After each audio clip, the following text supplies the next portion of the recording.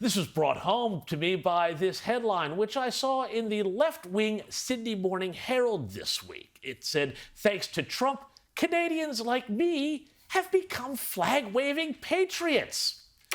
Well, I'm sorry, but it seems to me that if you only love your country because the bad orange man said something mean about it, well, you never really loved your country that much at all, and what you call patriotism is really nothing more than anger and resentment about Trump redirected.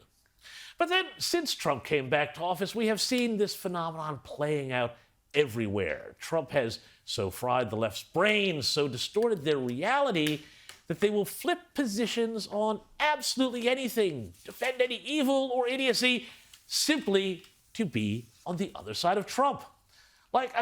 Remember when once upon a time, and by once upon a time I mean 2 seconds ago, driving a Tesla was the number one way to show you were hip and with it when it came to saving the planet? Well, now the left is, of course, out torching Tesla dealerships, and Minnesota Governor Tim Walz, remember him, the manly man who almost became America's vice president, is celebrating its share price tanking. Saying on my phone, I don't know, some of you know this on the iPhone, they've got that little stock app. I added Tesla to it to give me a little boost during the day. 225 and dropping. So, and if you own one, we're not blaming you. You can take dental floss and pull the Tesla thing off, and take out, just telling you. Oh, how they laughed. But what makes Waltz doubly ridiculous here? He wasn't ridiculous enough, but this is a great cell phone. His own state of Minnesota's pension and retirement fund holds 1.6 million shares in Tesla. So great work there, Governor, sharing your own pension fund's demise. Meanwhile, I think on another example, most people would think that, say, arresting illegal Venezuelan migrants who are part of one of the most deadly narco syndicate gangs in the world and kicking them out of the country, well, to say nothing of course, all the other millions of more undocumented aliens who slipped into the U.S. during the Biden administration, you'd think that once upon a time this was such Democrat orthodoxy, it was kicking them out, that Barack Obama was even talking about it on his campaign trail in 2007.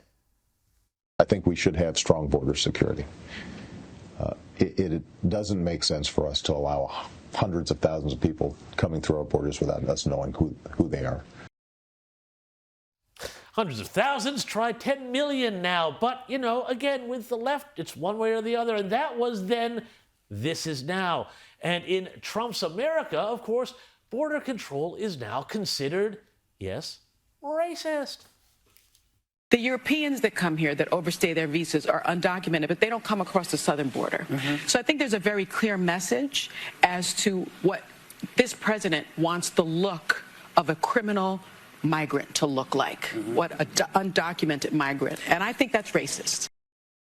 Ah, yes, there's always a View clip, isn't there? And now, of course, a left-wing Obama-appointed judge has been trying to set up a constitutional crisis because the Trump administration didn't turn around plane loads full of Tren de Aragua gang members in the middle of the air to try and bring them back to the United States. Funny that. But again, these people claim on the left to be the real patriots. They say, oh, we're the opponents of Donald Trump. But they are backing in an agenda that is, in fact, terribly destructive of the America they claim to love, because that's all they know how to do now.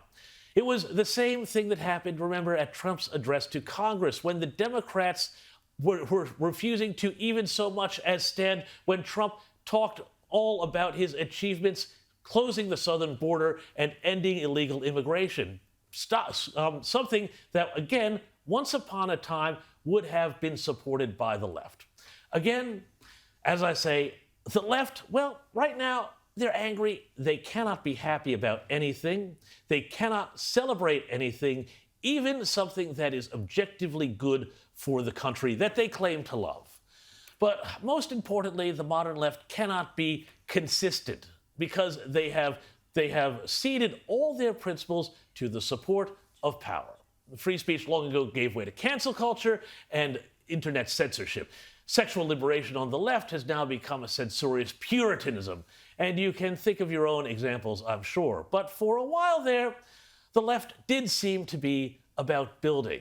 I mean, FDR did build the Hoover Dam, JFK kicked off the project to put a man on the moon, but now that it's Elon Musk putting rockets into space and catching them with chopsticks, the left is burning the guy's cars. And that's because all the left now has is negation, destruction, and revolution, and they don't even know what they're aiming for anymore.